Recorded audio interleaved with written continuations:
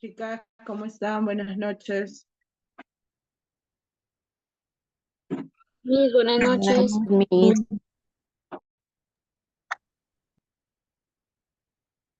Miss, Buenas noches. Hola chicas, ¿qué tal? Buenas noches.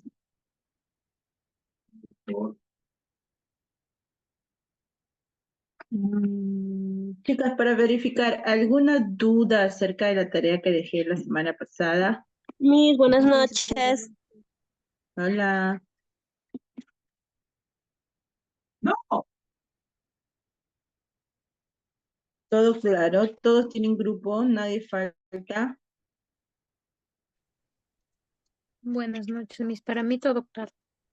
Ok, bien. Profesora, una pregunta, ¿para cuándo se va a realizar? Eso es para el... mm, Para el 10 de este curso, para ¿no, el Miss? 10 dijo. Ajá, el 10. O Para el sea, 10 y 17. la próxima clase. Sí. Ah, ya, entonces. Ya, profesor, muchísimas gracias. Ok. Muchas gracias. Ujú. Muchas gracias. A ver. Buenas noches, profesora. La, Profesora, de la tarea que se refiere usted es de los autores que usted envió, ¿verdad? ujú. Ah, hoy día no empieza, pensé que hoy día empezaba las exposiciones individuales, ¿no? No, hoy día no. Empieza la próxima, pero si estás listo, No. Sí, ya lo tengo preparado, pero mejor le doy una repasadita más hasta el hasta el próximo miércoles, ¿verdad? ok, sí, el Ok, otro miércoles. gracias.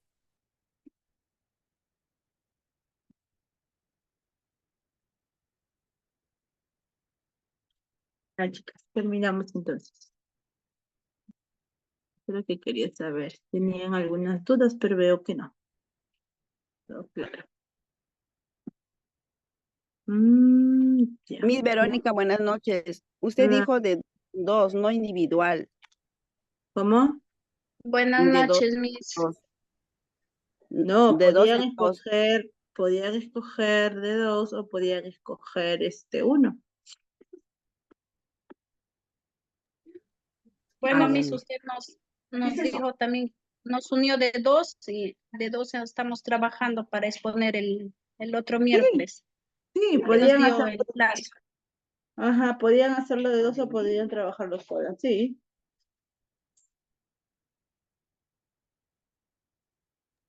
Ya, Miss, gracias. Una tontería. Ajá.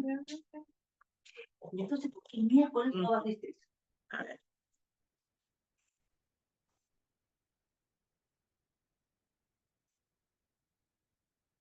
Vamos a terminar el PPT de la semana pasada que no terminamos. Mira, el tiempo. Nos Ni quedamos siquiera a medias. estás sacando coma. Tontería estás haciendo. No encuentro la misma manera para mí. Por el día. Manteada, ya. Mm, mm, mm.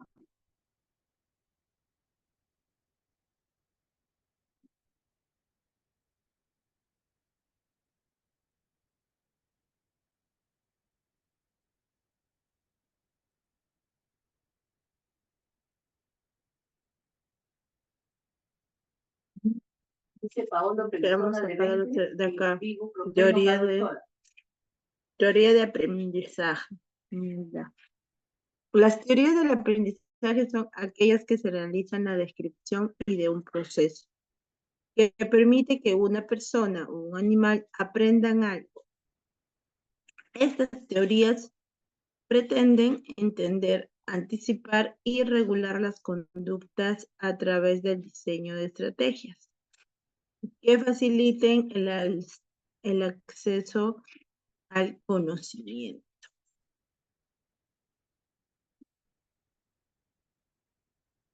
Acerca de todas las teorías. ¿Cuáles son?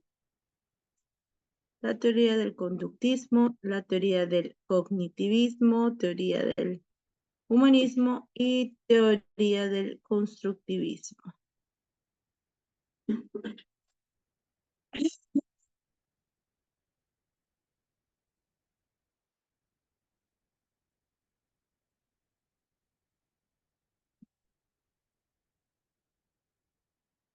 Vamos a ver acerca de la teoría del conductivismo.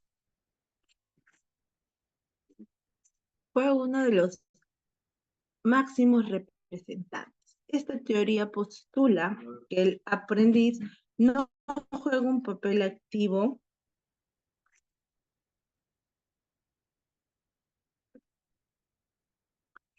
en su propio aprendizaje y que él solo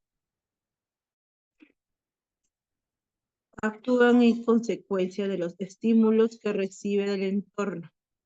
El sujeto recibe un estímulo externo y reacciona emitiendo una respuesta.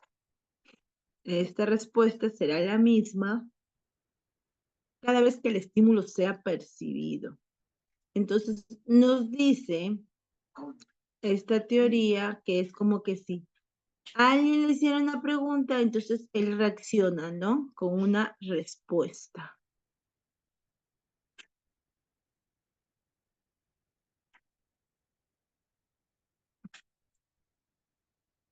Esa es la teoría del conductivismo. O sea, que él reacciona a estímulos, ¿no?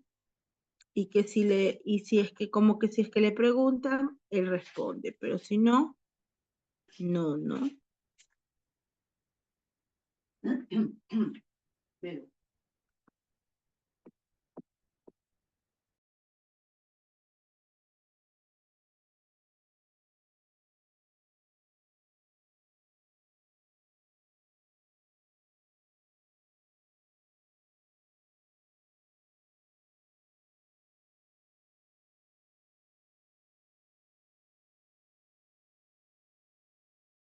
okay.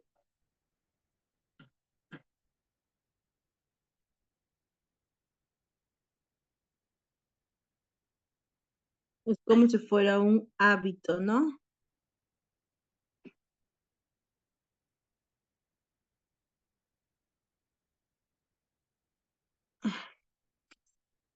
¿Y qué habíamos dicho del alumno y el docente?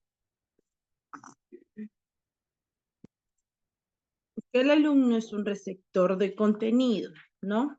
Que aprende lo que se le enseña, ¿no? El modelo de persona y de ciudadano es positivista, es competitivo, pero a la vez pasivo, y acrítico y acreador, ¿no? Y el docente tiene competencias aprendidas que pone en práctica según las necesidades. Y identifica conductas observables, medibles y cuantitativas. Desarrolla una adecuada serie de arreglos, contingencia de reforzamiento y control de estímulos para enseñar, ¿no?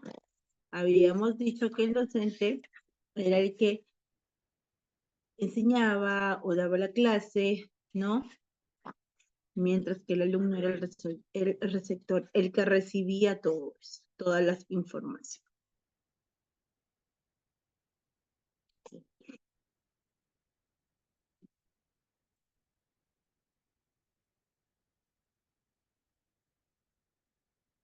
La teoría cognitiva o constructivista. Entre sus mayores representantes nos encontramos a Jean Piaget. El constructivismo es la persona entiende su propio mundo a raíz de sus experiencias. De este modo, la persona aprende porque asocia algo que ya ha vivido previamente con algo nuevo, tratando de estructurar y encontrarle el sentido. las corrientes enfocadas en la perspectiva, ¿no? Entonces, es como que a cada persona vive conforme lo que ha vivido, ¿no? De acuerdo a sus experiencias, ¿no? Eso es lo que nos está diciendo Jean Piaget.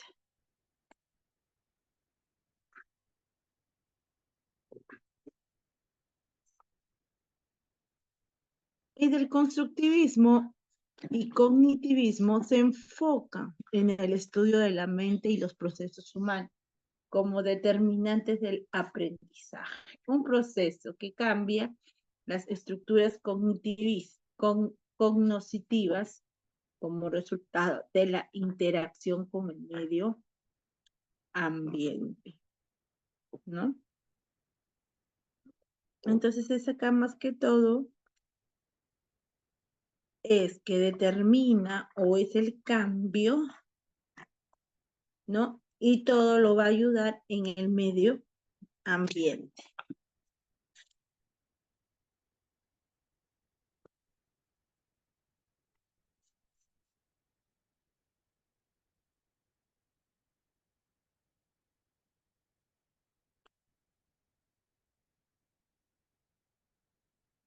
Crea el aprendizaje, recibe, organiza, almacena y localiza. En la teoría cognitiva, el estudiante es visto como un participante activo del proceso de aprendizaje. ¿No? ¿Por qué? Porque el participante, ¿qué va a hacer? O el alumno va a recibir la información, lo va a organizar, ¿no? Lo que entendió con sus palabras, ¿no? O lo que significa, lo almacena, lo guarda, ¿no? Y después como que lo localiza, es como que si diera un examen y lo busca, ¿no? ¿Cuál es la información?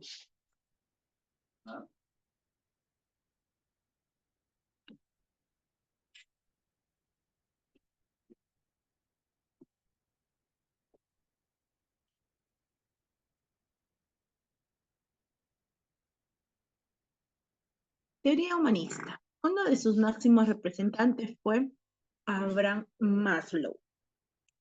Se establece que se debe estudiar al aprendiz como un conjunto, especialmente un crecimiento y desarrollo a lo largo de su vida.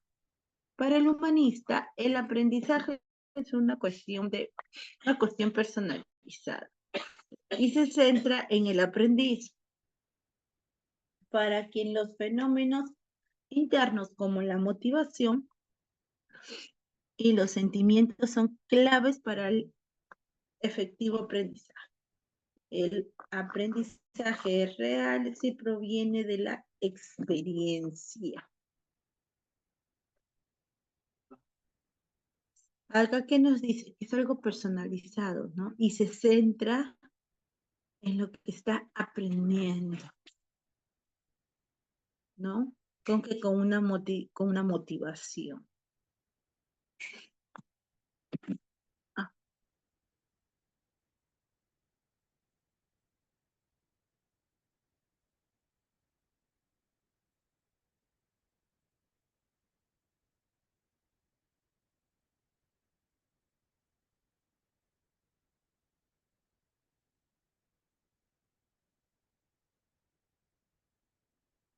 no, y que también qué cosa, que se acepta tal y como es, ¿no?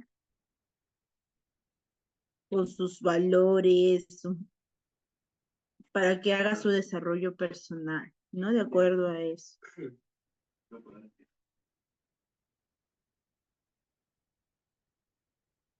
También dice que estudia el significado de las experiencias de los seres humanos en situaciones reales, tal como ellas ocurren espontáneamente en la vida cotidiana.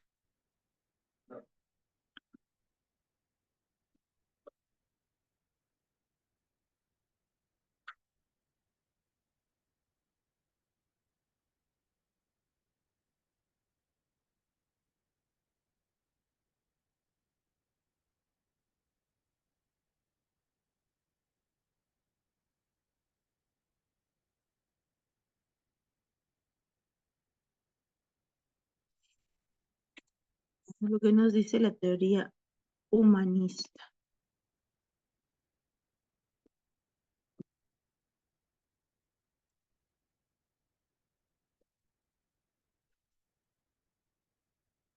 Las metas de la educación según la teoría humanista son desarrollar la individualidad de la persona, ayudar a los individuos a reconocerse como seres únicos, ayudar a los educados a actualizar sus potenciales, ¿no? Te ayuda a desarrollar como persona, por eso dice individualidad. Ayuda a que se reconozcan como seres únicos. Y también ayuda a que puedan saber qué potencial, o sea, qué potencial tienen, ¿no? También nos ayuda a eso.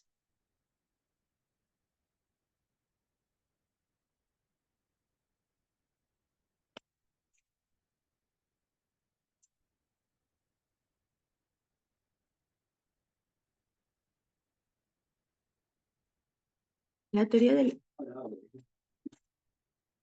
aprendizaje significativo.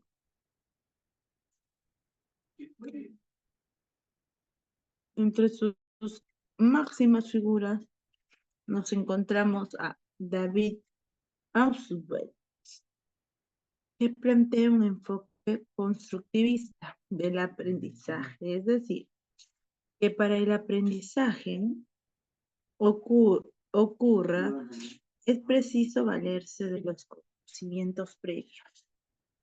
Está relacionado con la nueva información y que después que sea procesada, se incorporará a la estructura cognitiva.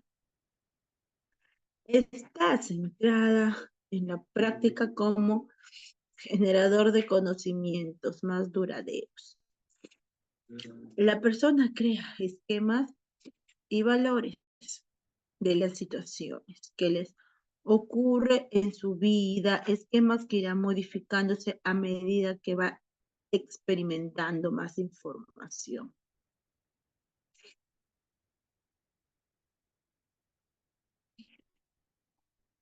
Entonces, aquí ellos van experimentando y van teniendo más información, ¿no?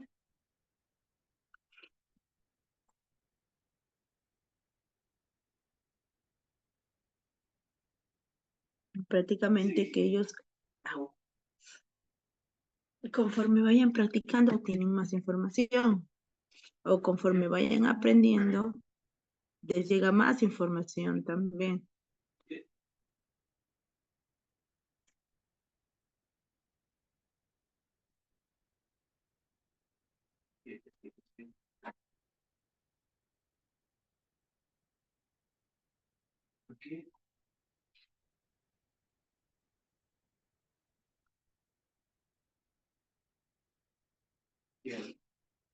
¿No? Es como si fuera algo de una enseñanza, ¿no? Donde van a ir descubriendo, van a ir poco a poco, van a ir descubriendo o viendo, ¿no?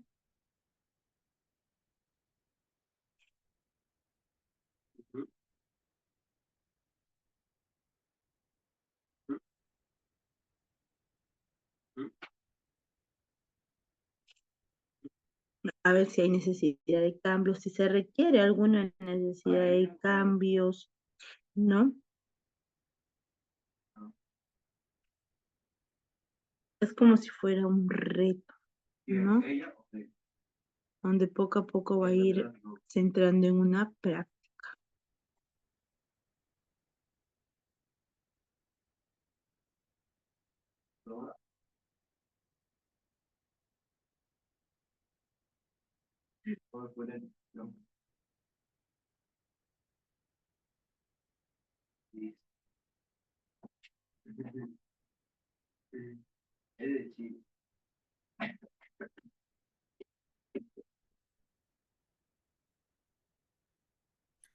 Dime, Úrsula. Mis buenas noches. Buenas noches, compañeras. Quisiera hacer una pequeña Ah, consultita, Miss, hablando acerca de esta teoría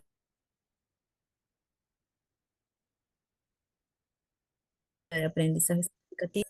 Esquema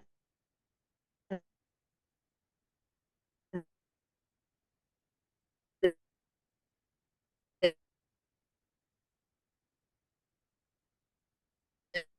valores en ambos de nuestra.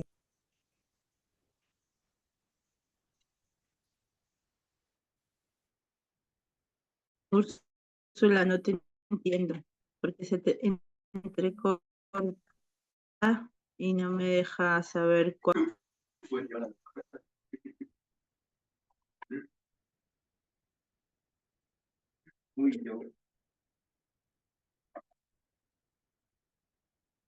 Porque se le entrecortó.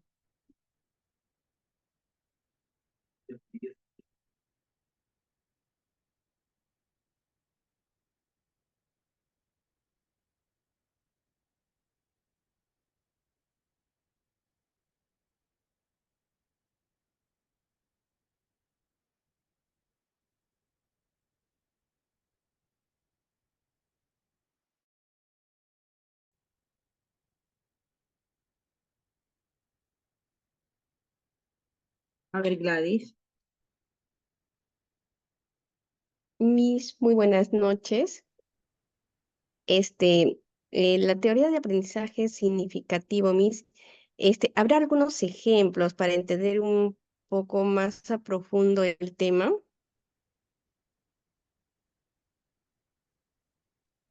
De esta teoría lo que estoy dando ahorita. Sí, de David Ausubel, ¿no? Sobre el aprendizaje significativo, Ujú. porque nos habla sobre conocimientos previos, ¿no?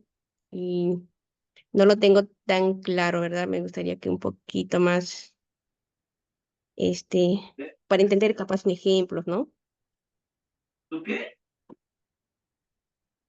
Ok.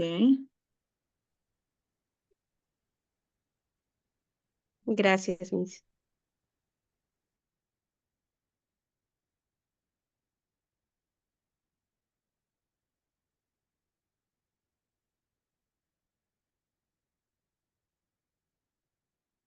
A ver, ¿qué nos quiere decir el aprendizaje significativo, ¿no? La teoría. Que de repente puede ser que nosotros sabemos, eh, ah, sabemos que la manzana tiene una forma, ¿no? Pero también nos da una información y la reseccionamos, pero ya nosotros sabemos esa información. ¿Eh? O sea, es algo de que ya nos dicen, pero ya tenemos la información. Y solamente, ¿qué hacemos? Reseccionamos la información.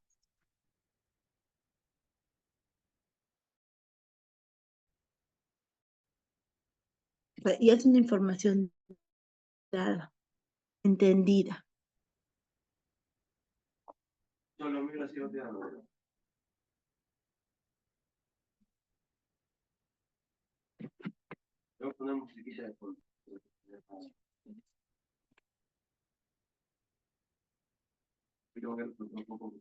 Miren, chicas, para que ustedes me puedan entender. A ver. A ver, esperen.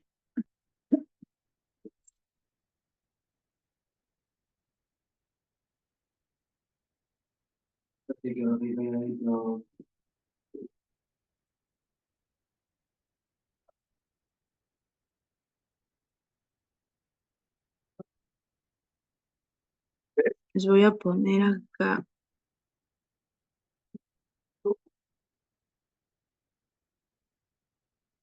un videíto para que ustedes, ojalá que lo encuentren.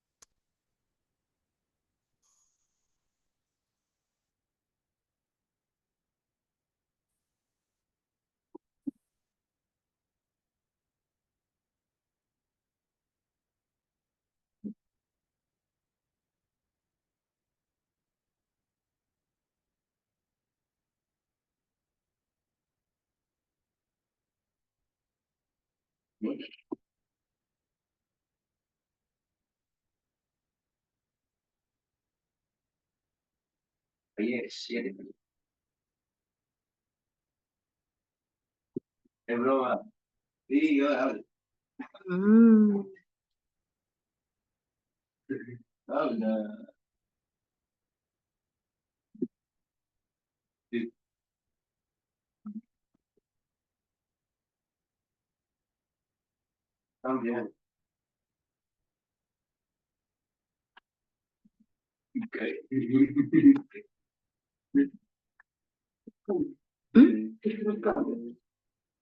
poniendo.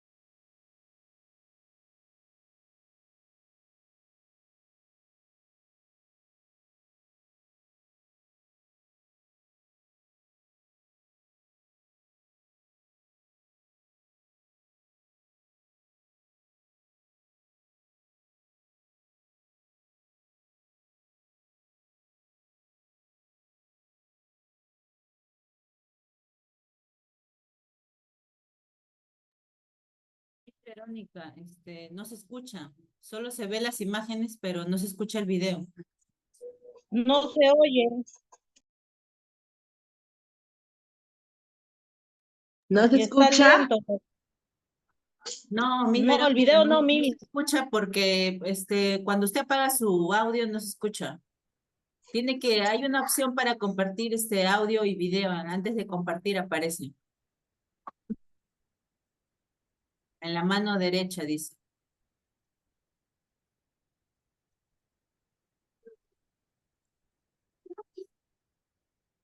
Dice opciones. Miss, usted está compartiendo. Sí, para explicarle un ratito, en la mano derecha hay una opción que dice opción sonido, optimizar para clip de... Ahí tiene que darle check a los dos para que se pueda escuchar. Ah, ok, Miss.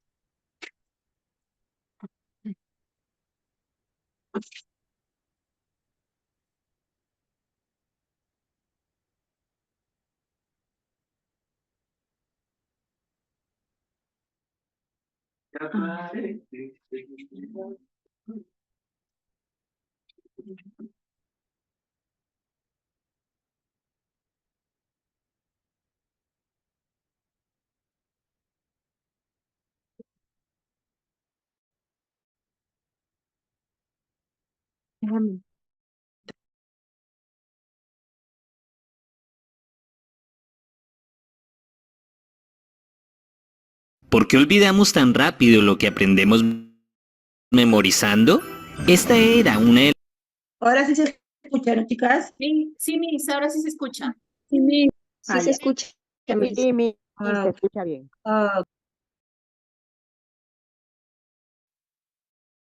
las inquietantes preguntas que se hacían los psicólogos y educadores en la época de los años 60 y 70 al darse cuenta de que la clásica educación prusiana generaba que los estudiantes únicamente aprendieran para sus exámenes. Sin embargo, el auge de la revolución cognitiva impulsada por autores como Brunner y el constructivismo de Piaget y Vygotsky llevarían a un psicólogo y psiquiatra estadounidense a desarrollar un nuevo modelo de aprendizaje que llegó a revolucionar el sistema educativo dominado por el conductismo. De los creadores de la revolución cognitiva llega la teoría del aprendizaje significativo de Ausubel.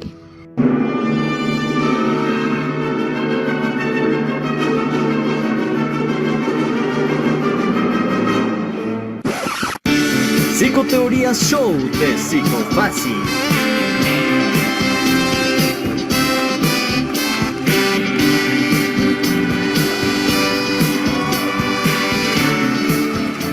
Bienvenidos al show de teorías psicológicas de Psicofácil. El día de hoy contamos con la presencia de David Ausubel y la teoría del aprendizaje significativo. David Ausubel fue un revolucionario a nivel de la educación, las ciencias cognitivas y educativas al proponer su teoría del aprendizaje significativo. Aparte de considerar que el entendimiento de los conceptos, los principios e ideas son dados a partir del razonamiento deductivo. El punto más importante de su teoría fue el de proponer que lo que más influye en la adquisición del aprendizaje en un estudiante es lo que éste ya sabe. Pero dejemos que él mismo nos lo cuente. Buen día, doctor Ausubel. ¿Nos puede hablar un poco acerca de su teoría? Buen día a todos los espectadores del show de Psicofácil. Es un gusto estar aquí. Para mí, el aprendizaje de nuevos conocimientos se basa en lo que el estudiante ya conoce. Es decir, que la construcción de todo conocimiento comienza con nuestra observación y reconocimiento de los eventos y objetos a través de los conceptos que ya tenemos, por lo que aprendemos construyendo una red de conceptos y añadiendo a estos nueva información. Por ejemplo, no le puedes enseñar el concepto de un bosque a un niño sin antes tener conocimiento de lo que es un árbol, ya que a partir del conocimiento de su categoría, forma y color, el estudiante ya puede identificar que el concepto de bosque parte de juntar muchos árboles en un espacio determinado. Por lo que antes de iniciar algún conocimiento, debemos conocer qué cosas ya sabe el estudiante. Teniendo en cuenta esto, ¿también estaría usted de acuerdo con el aprendizaje por descubrimiento del que hablaba Brunner? Yo creo más bien en el aprendizaje por recepción. Este es más efectivo que el aprendizaje por descubrimiento, por lo menos en el aula, ya que este se basa en la forma en que es presentada y organizada la información por parte del maestro. Así, el maestro se debe asegurar de que la forma en la que presente su material sea ordenada, clara y se presente según organizadores y jerarquías, no como la forma en la que usualmente se presentan los libros. Teniendo en cuenta estos organizadores, usted, junto con su colega Joseph Novak, presentaron al mundo los famosos mapas conceptuales, que son útiles para mejorar la forma en la que se presenta la información a los estudiantes, incluyendo la relación de ideas, las jerarquías y los procesos de la información. Así es. Posteriormente, este tipo de mapas fueron evolucionando a lo que hoy también conocemos como mapas mentales y mnemotecnias. Todo esto ayuda también a que se generen aprendizajes significativos. Aquí entramos a un concepto clave de su teoría, que es el que menciona sobre el aprendizaje significativo. ¿Nos puede hablar acerca de este concepto? El aprendizaje significativo es el proceso mediante el cual los estudiantes relacionan los nuevos conocimientos con conceptos relevantes para ellos que ya conocen. Este nuevo conocimiento interactúa con la estructura anterior que ya tiene el alumno. Al realizar esta interacción con lo que ya conoce, la nueva información se integrará más fácilmente y pasará a la memoria de largo plazo, ya que tiene un ingrediente emocional y significativo con los intereses de... Ya, chicas, esto es lo que yo les estaba diciendo, o sea, que ellos ya conocen, pero igual obtienen la información. Es algo que ya lo tienen, por eso les estaba diciendo de la manzana. Es como que si ellos supieran que la manzana es roja, o el corazón es rojo, ¿no? Pero igual se le hace la explicación sabiendo, ¿no? O ya teniendo conocimiento que el corazón es rojo, ¿no?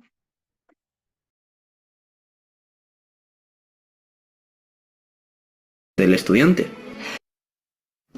3 razones para reunirse con los misioneros de la Iglesia de Jesucristo de los Santos de los Últimos Días. Aprenda a tener... ¿Nos puede dar un ejemplo de aprendizaje significativo? Claro. Por ejemplo, no es lo mismo aprender un concepto del movimiento parabólico en física a partir de únicamente usar fórmulas y números. Digamos que tenemos un grupo de adolescentes que les gusta jugar a Angry Birds. En este caso, el docente podría entonces explicar el movimiento parabólico del lanzamiento de una de las aves en el juego. Así, podemos obtener un mayor interés por parte de los estudiantes en el aprendizaje del movimiento parabólico, que incluso les permitirá mejorar los lanzamientos en sus posteriores juegos, al integrar la información anterior del juego con el concepto nuevo de física. Es más probable que se interiorice mejor el conocimiento. Es por esto que metodologías en el aula como discusiones guiadas, las analogías, los mapas mentales, los aprendizajes basados en problemas y un largo etcétera son ejemplos de aprendizaje significativo. Excelente ejemplo, doctor Ausubel. Teniendo en cuenta esta definición, se puede observar que usted le da un papel importante al rol docente en la implementación del aprendizaje significativo. ¿Es verdad?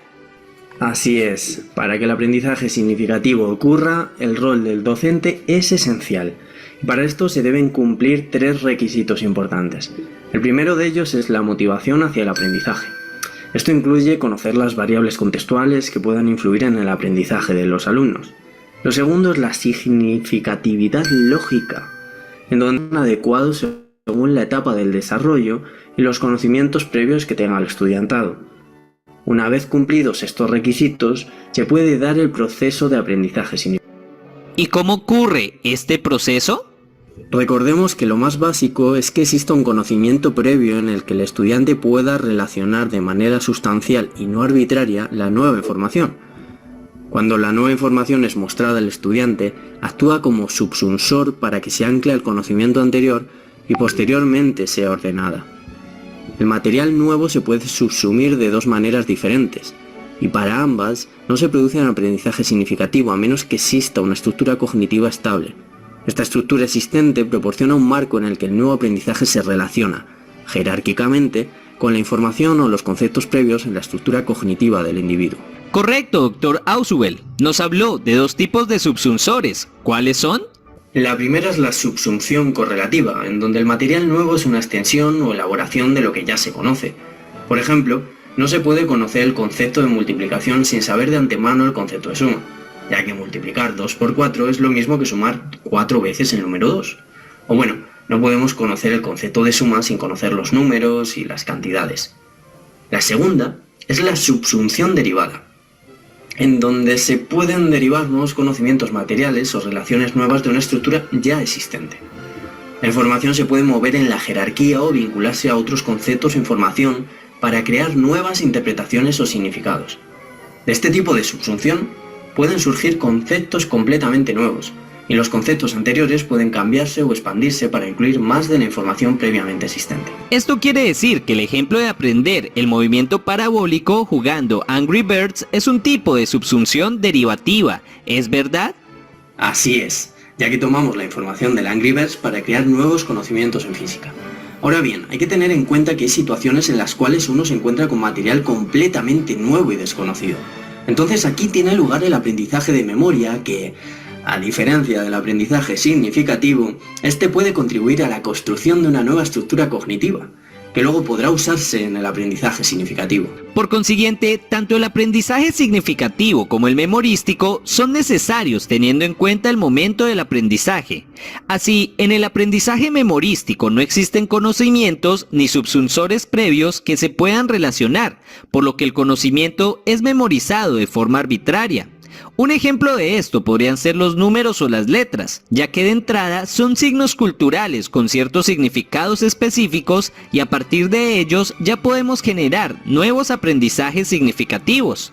Así es, el lenguaje es un punto clave en mi teoría, ya que este es esencial en el proceso de interacción entre el alumno y el maestro, por lo que también hablé de distintos tipos de aprendizaje significativo, en los que encontramos el aprendizaje significativo por representaciones, por conceptos y por proposiciones. Excelente, doctor. ¿Nos puede hablar sobre cada uno de estos tipos de aprendizaje? El aprendizaje de representaciones consiste en aprender el significado de símbolos, generalmente palabras, o de lo que estos representan. Este es el más básico del proceso.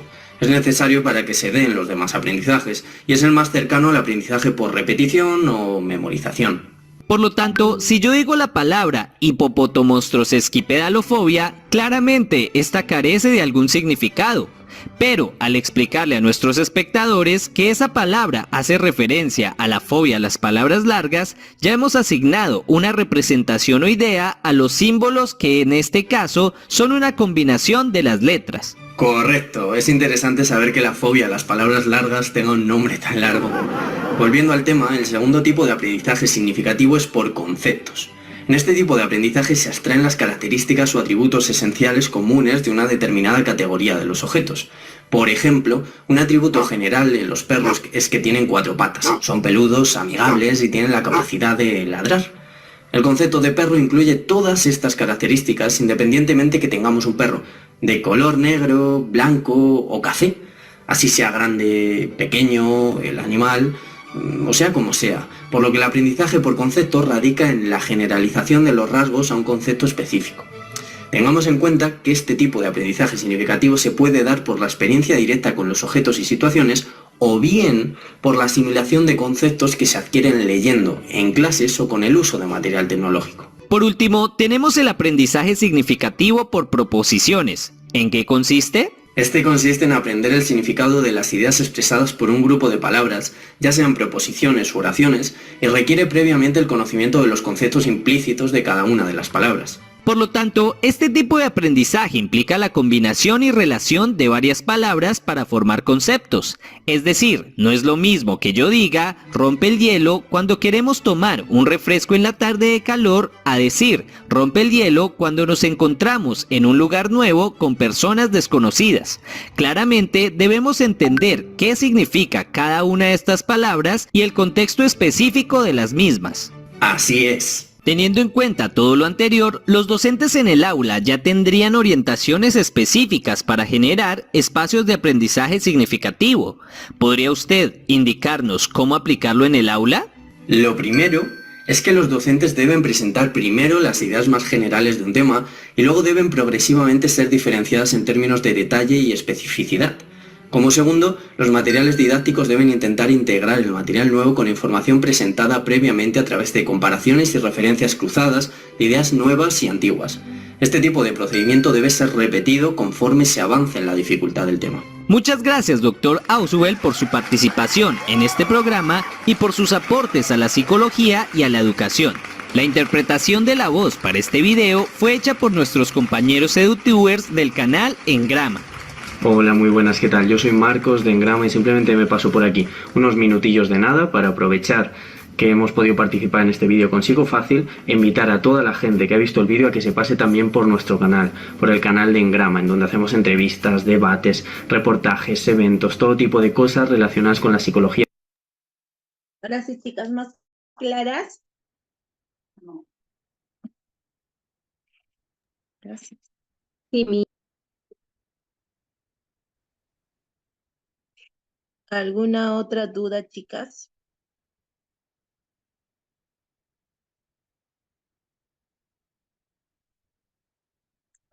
Vamos a ver si encuentro del constructivismo para ponernos ya. Hemos visto del significativo, vamos a ver.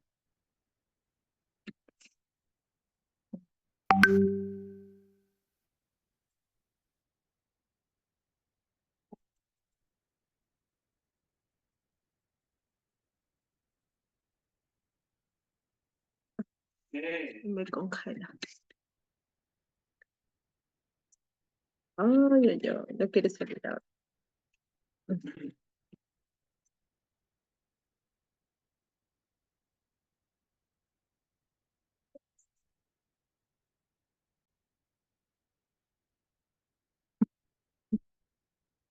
Aquí hay.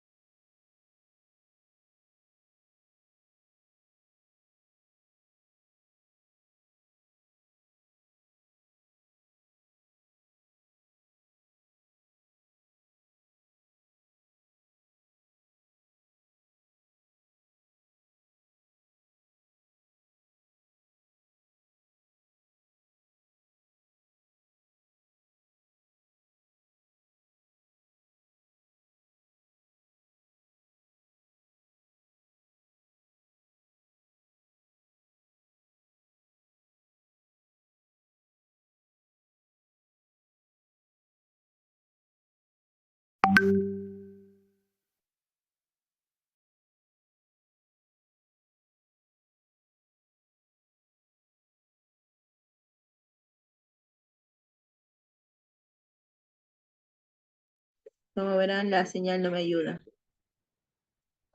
Se me congeló ahí mi... Si no quiere salir, se me quedó congelado.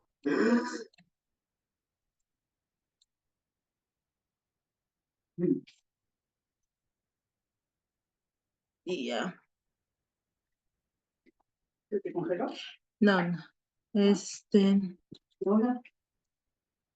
Ya salí. A ver, ya, a ver si chicas. Ajá. A ver, aquí he encontrado algo. A ver. Ojalá que. Se me caen los mocos. Sí, pero, La señal está pésima, Miss. sí, pues chicas, no me ayuda. Recién estoy entrando, también no me permitía entrar, está pésima.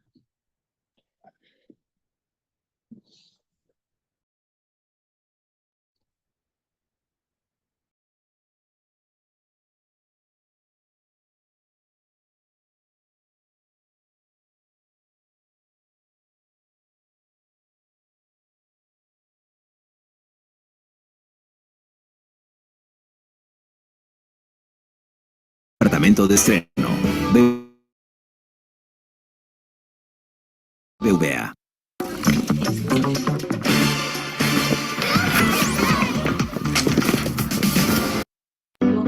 ¿Escuchan? John D. Watson afirmó que si le dieran una docena De que sí, Miss. Sí, Miss.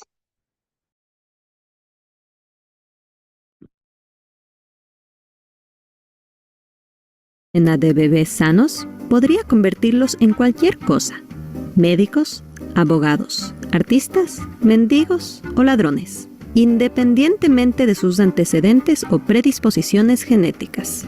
Primero, completó experimentos con Albert de 8 meses y luego aplicó sus propios hijos. En esencia, aplicó el método científico a la psicología humana. Con el experimento del pequeño Albert, Watson utilizó el método del condicionamiento clásico para programar a un bebé para que le tema a una rata de laboratorio. Anteriormente, Pavlov demostró cómo el condicionamiento puede desencadenar respuestas biológicas que se heredan genéticamente. Watson planteó la hipótesis de que también podemos inculcar nuevos comportamientos que no fueron heredados. Para realizar el experimento, Watson y su asistente Rosalie Rayner colocaron al niño en una habitación donde se dejaba vagar a una rata blanca. Primero, el niño no mostró miedo. Entonces, Rayner golpeaba una barra de acero con un martillo cada vez que Albert extendía la mano para tocar la rata, asustando a Albert y haciéndolo llorar. Eventualmente, Albert trató de alejarse de la rata, bien generalizado. Watson asumió que nuestro comportamiento es un reflejo evocado por un estímulo o una consecuencia de nuestra historia individual de exposición anterior a refuerzos y castigos emparejados con nuestro estado y estímulos motivacionales actuales. A diferencia de Freud y Jung, a él no le interesaban los pensamientos ni la mente, porque, en su opinión, el análisis de acciones y reacciones era la única forma de aplicar el método científico a la psicología y obtener una visión objetiva del comportamiento humano. Pensaba en la psicología como una rama objetiva de las ciencias naturales.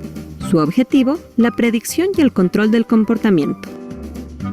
Como sus compañeros conductistas, creía que la inteligencia, el temperamento y la personalidad están determinados por el entorno en el que se cría al niño. Watson publicó El cuidado psicológico del bebé y del niño. En su libro, aconseja a los padres que no toquen a sus hijos con demasiada frecuencia y que mantengan una distancia emocional para no malcriarlos. Jugar con los niños, advirtió, interrumpiría sus rutinas. Un niño feliz no llora ni busca atención. Su libro se convirtió en un éxito de ventas y pronto otros científicos de su época desaconsejaron mostrar afecto. Algunos gobiernos occidentales comenzaron a distribuir folletos en los que se aconsejaba que los padres dejaran de besar a sus hijos. Los padres desarrollaron la idea de que debería dejarse a los niños sentados en silencio durante el día. Por la noche, se les debe dejar llorando solos hasta que se duerman, un método llamado entrenamiento para dormir.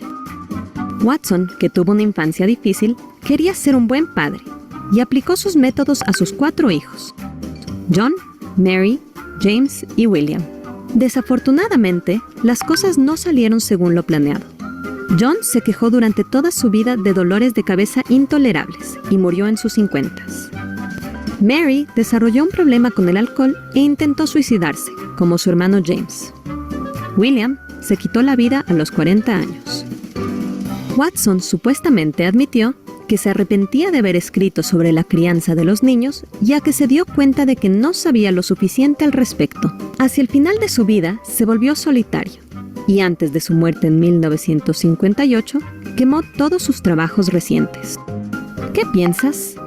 Watson estaba convencido de que el tipo de crianza que recibimos puede determinar el camino de nuestra vida, afirmando que podría convertir a un bebé en cualquier persona que desee. Sin embargo, en su propia familia, la depresión y los malos hábitos se transmitían de generación en generación. ¿Sucede esto debido a predisposiciones genéticas o es el efecto de la crianza desafortunada de un niño?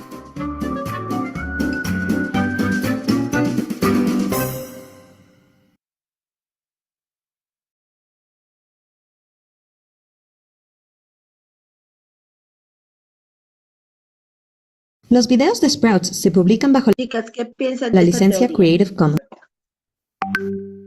Aparte de muy cruel, ¿no? Sí, visita, muy cruel.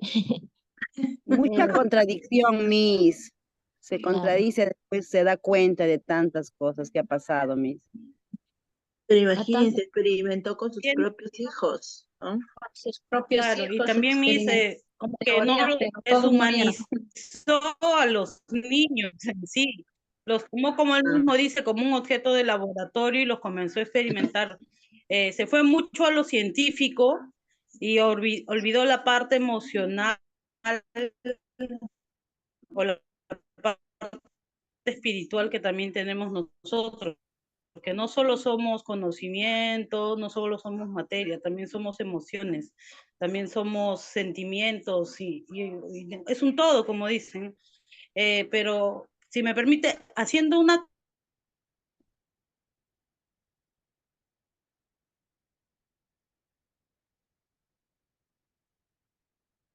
¿Se fue? El internet, amiga, el internet está mal. Nos está jugando una mala pasada, porque hasta a mí también.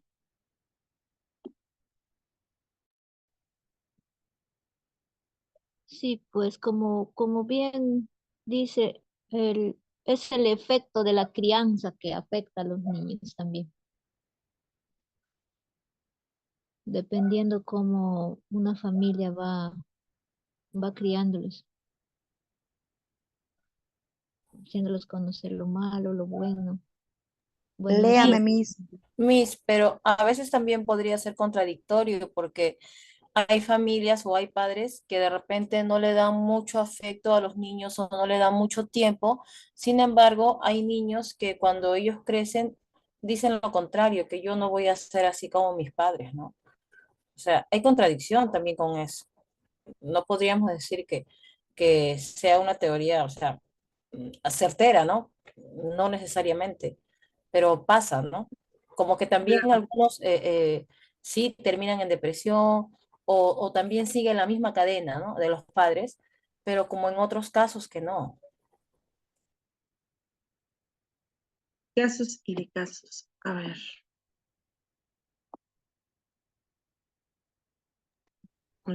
Aquí lo encontré. A ver, vamos a ver. ¿Qué es lo que nos quiere decir?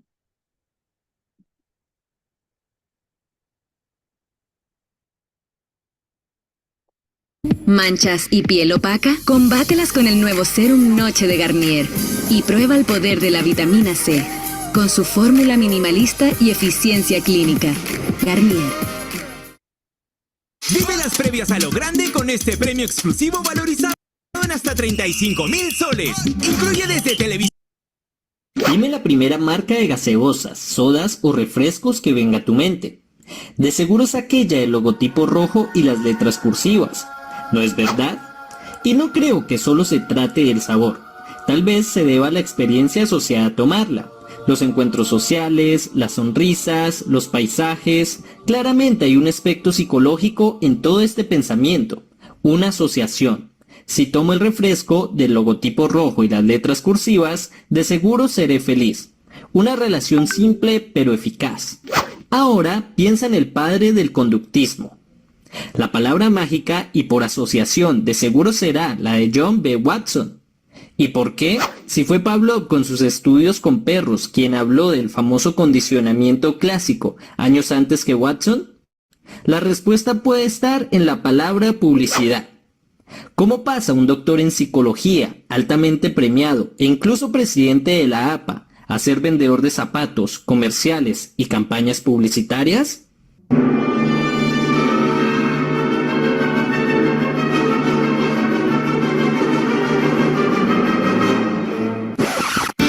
Psicoteoría Show de Psicofácil.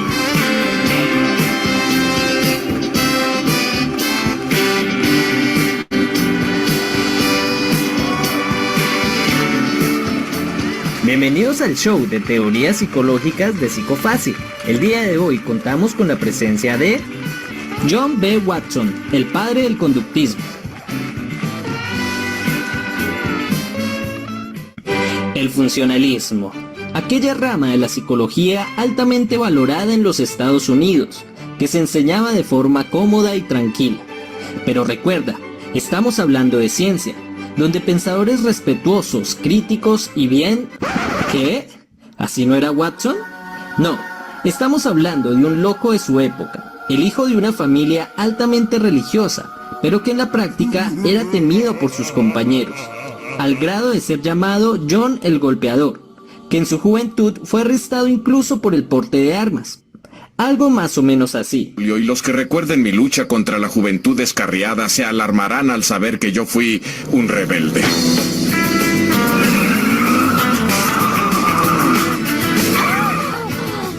Por Por supuesto, era cuestión de tiempo para que terminara delante de un juez.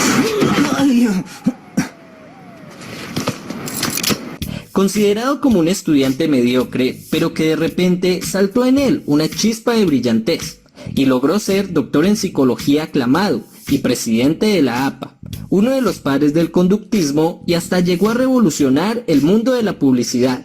Su carisma fuerte, su pensamiento rápido e innovación, combinada con esa chispa de Don Juan y loco juvenil, hicieron en él una persona que, además de brillante, se le reconoce por sus famosas polémicas, como salir con sus estudiantes o crear fobias en niños, hasta el punto que terminó vendiendo zapatos para subsistir. Sin embargo, y como montaña rusa, su brillantez le hicieron revolucionar el mundo de la publicidad y las ventas. Él es John Watson, a quien tenemos como invitado. Buen día, doctor Watson. ¿Nos puede hablar un poco sobre el conductismo? Buen día a todos los espectadores de Psicofácil. Bueno, el conductismo para mí es una rama de la biología puramente objetiva centrada en la predicción y control del comportamiento. Esto implica que adoptamos una visión de continuidad biológica, es decir, que las leyes que rigen el comportamiento son las mismas que gobiernan las conductas de otras especies inferiores en la escala filogenética. A su vez, creemos que leyes como la selección natural aplicadas a los seres humanos explican que la conducta es producida por el ambiente y si ésta cumple su función adaptativa, se va a repetir y viceversa. Las conductas que no ayudan a subsistir se eliminan. De hecho, se le conoce por ser el padre del conductismo, entre otras cosas por ser el autor del denominado Manifiesto Conductista, en el que declara la independencia con la psicología de la época, liderada por el funcionalismo de James y el ya deteriorado estructuralismo. ¿Por qué de esta separación? 3 puntos principales crearon esta nueva rama conductista. El primero de ellos era la creencia de que la psicología debe ser objetiva, cosa que en el estudio tradicional de la psicología no pasaba. Por ejemplo, la introspección de Wundt solo se basaba en datos aislados para explicar la psique humana, cosa que es muy simplista al compararlo con el objetivo de una conducta. En segundo lugar, pienso que el objetivo de la psicología no es describir y explicar los estados conscientes, como lo hacen los tradicionalistas, sino más bien predecir y controlar el comportamiento manifiesto. La psicología conductista debe ser altamente práctica y mucho más preocupada por la efectividad que por la comprensión teórica. Y tercero, al ser especies evolucionadas, no debemos negar nuestra continuidad filogenética con las demás especies, es decir, no debemos separar la psicología entre humanos y otros animales, ya que a partir del estudio de las diferencias y similitudes entre especies diferentes, podemos lograr la objetividad en psicología y entender de mejor manera la conducta. De hecho, bajo este manifiesto y su libro posterior sobre psicología comparativa, fue galardonado con la presidencia de la APA. Así, usted ubicó a la introspección como un área fuera del estudio serio de la psicología y lo reemplazó por la conducta. Pero, ¿de dónde venían esas ideas? Uno de mis colegas, el posterior precursor de la neuropsicología, Carl Lashley, me empezó a hablar acerca de estudios sobre reflejos condicionados, a lo que se le conoce como condicionamiento clásico del ruso Iván Pavlov, que es un tema que ustedes bien explican en su video y que de seguro la audiencia lo conoce bien. Sin embargo, el fisiólogo Pavlov estaba interesado en las respuestas fisiológicas y no en el estudio de la conducta. Así que junto a Lashley empezamos a replicar este modelo con humanos utilizando estímulos de electrochoques. ¿Electrochoques? Bueno, sí se le conoce por sus prácticas polémicas con humanos. Bueno, no era que electrocutáramos a la persona. A los participantes de los estudios les proporcionábamos pequeñas descargas leves en el dedo de la mano. Recordemos, un estímulo incondicionado, como el choque, nos causa una respuesta incondicionada. En este caso, el reflejo de retirada. Tanto el estímulo incondicionado como la respuesta incondicionada no son aprendidos y son involuntarios. Luego tenemos un estímulo neutro, que de por sí no causa una respuesta esperada. Por ejemplo, tocábamos un timbre. Al combinar el timbre y con el el estímulo del choque eléctrico, teníamos la respuesta del reflejo de retirada. Al hacer esto muchas veces, el participante relacionaba el sonido con el choque eléctrico, por lo que solo bastaba con hacer tocar la campana para que nuestro participante tuviera la respuesta de retirada, sin que se viera el choque, por lo que la respuesta, primero llamada incondicionada, se había convertido en condicionada, y ese era el principio pavloviano. Como Iván nunca tuvo interés en estudiar este tipo de conductas aprendidas en humanos, yo empecé a replicar estos estudios, por lo que una ley animal aplicaba para la conducta humana. Así que ya tenía la respuesta para reemplazar a la famosa introspección que lideraba la psicología en ese entonces. Las consecuencias de este hallazgo en personas hicieron que sus resultados no se pensaran en términos fisiológicos, sino psicológicos, relacionándolos con las emociones, un tema de gran interés en la psicología en ese entonces. ¿Es verdad? Sí. Bajo este modelo de aprendizaje podríamos suponer que, aunque las reacciones emocionales a temprana edad son incondicionadas, podríamos condicionarlas bajo asociaciones con diferentes estímulos. Esto convertía a los niños en una fuente valiosa de investigación, y he aquí cuando aparece mi famoso y polémico experimento con Albert, un niño a quien bajo el modelo de condicionamiento clásico quería inducirle el miedo hacia un animal. Ciertamente, cualquier comité ético en la actualidad tacharía de antiético e incluso criminal su experimento. Por lo que, si los están viendo los coaches, psicoanalistas o PNLs, no está de más decirles que no intenten esto en casa. Y por favor, abandonen las pseudociencias. Dr. Watson, háblenos un poco sobre su polémico experimento. Bueno, a partir de mis observaciones, vi cómo un sonido fuerte, que sería el estímulo incondicionado, generaba una respuesta innata de miedo. Esto manifestado por llanto, ritmo cardíaco elevado y reacción de huida. Luego, presentaba estímulos neutros como un mono, un perro, un conejo o una rata. Estos estímulos causaban respuestas neutras e incluso agradables en Albert. Posteriormente, pareaba los acondicionado, el niño tenía la respuesta incondicionada de miedo, que ahora pasaría a ser una respuesta condicionada. Esto lo repliqué con almohadas o máscaras y el aprendizaje era el mismo. Lo interesante de estos experimentos fue que el niño empezaba a generalizar las reacciones, es decir, no le tenía miedo a una rata específica sino a todas. Esto podía determinar el origen de las fobias. También es interesante que, desde este experimento antiético, solo se le cuestionó su replicabilidad y las condiciones médicas previas de Albert, ya que algunos críticos decían que se trataba de un niño con hidrocefalia, lo que quitaría valor al hallazgo. Pero nunca se cuestionó sobre los daños que podría causar en el niño este tipo de experimentos. En fin, los años 20. Lo realmente caótico de este experimento fue su relación amorosa, extramatrimonial, con la coautora de la investigación, su estudiante Rosalie Reiner. Cuéntenos, doctor, ¿acaso ella lo condicionó? Bueno, este romance fue descubierto por un investigador privado contratado por su cuñado, nada más y nada menos que el político Harold L. Ickes, secretario del Interior del presidente Rosenberg, y que curiosamente lo odiaba. Esto hizo que se separara de su esposa y además tuvo que renunciar a John Hopkins. Su historia es de película definitivamente.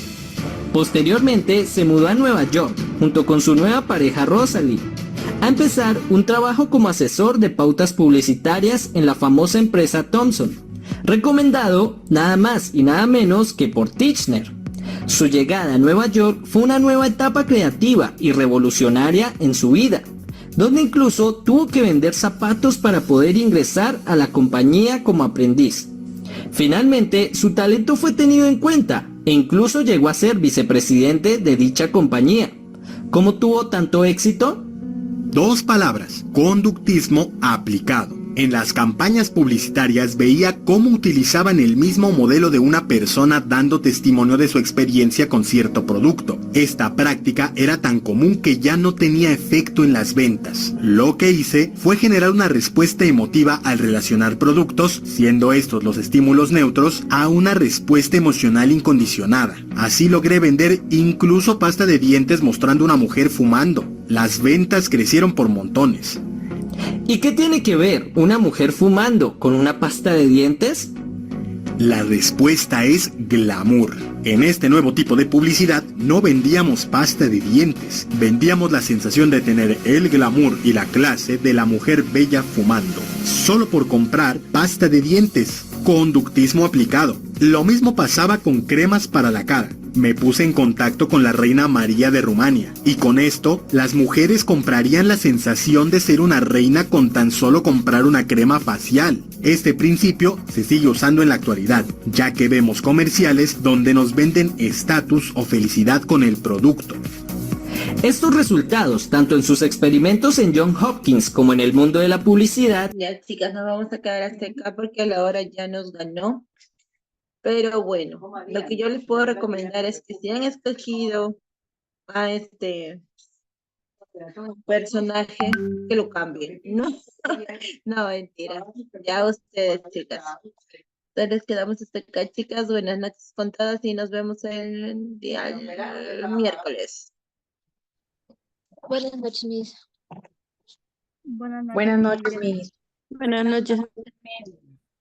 Buenas noches. Buenas noches. Buenas noches, Miss. Buenas noches, Miss.